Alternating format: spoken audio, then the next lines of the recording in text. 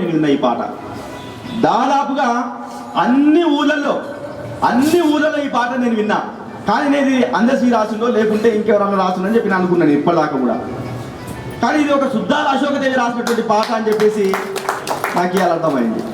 అంటే అంతేకాదు, ఇంకా అంటే ఒక గొప్ప సాహిత్యం పాట ఎట్లా పుట్టింది, ఏ సందర్భంలో పాట పుట్టింది అన్నటువంటి పాటని టప టప టప టప టప టప చెమట బొట్లు తాళాలై పడుతుంటే కరిగి కండరాల నరాలే స్వరాలు కడుతుంటే పాట పనితో పాటే పుట్టింది, పని పాటతో పాటే జత కట్టింది.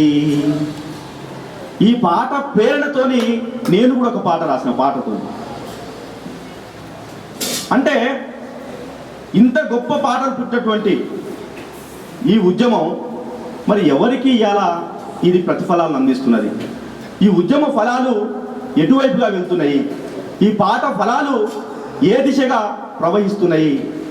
ఎవరు ఈ ఫలాన్ని అందుకుంటున్న విషయాన్ని ఇలా మనం చర్చించాల్సిన అవసరం ఉన్నది. ఇంకా ఒక ప్రధాన భూమికను పోషిస్తున్నటువంటి పాటకు ఒక దిశా నిర్దేశం దొరుకుతుందని ఈ చర్చా వేదిక ఇక్కడ దాకా తీసుకురావడం జరిగింది. ఇవాళ ఇది ముగింపు, అంటే పాట ఇంకా కూడా ముగింపు కాదు. చాలా మంది పాటగాళ్ళు ఉన్నారు, ఇంకా కొంతమంది ఇక్కడికి రాలేదు. మరి దానికి అనేక కారణాలు ఉండొచ్చు కూడా. ఏదేమైనా కూడా పాటకి ఇలా ఒక అంటే పాటని ఏ దిశగా తీసుకెళ్ళాలి, ఇప్పుడున్నటువంటి సందిగ్ధ పరిస్థితుల్లో పాటని మనం ఏం చేయాలి, తెలంగాణ ఉద్యమాన్ని ఎటువైపుగా తీసుకెళ్ళాలి అనేటువంటి ఒక గొప్ప సందేహం నెరవేరబోతుంది, సందేహం తీరబోతుంది. అది ఒక అందశ్రీ అన్న మాటల ద్వారా, ఇలా ముగింపు వాక్యాల ద్వారా నేను వింటాను.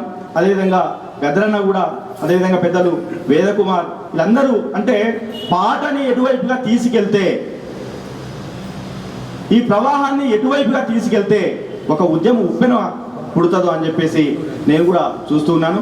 దానికోసం ఎదురు చూస్తానని చెప్పి తెలియజేస్తూ ఈ అవకాశం నాకు ఇచ్చినటువంటి పెద్దలు వేదికకు మరొకసారి ధన్యవాదాలు తెలియజేస్తూ ముగిస్తున్నాను.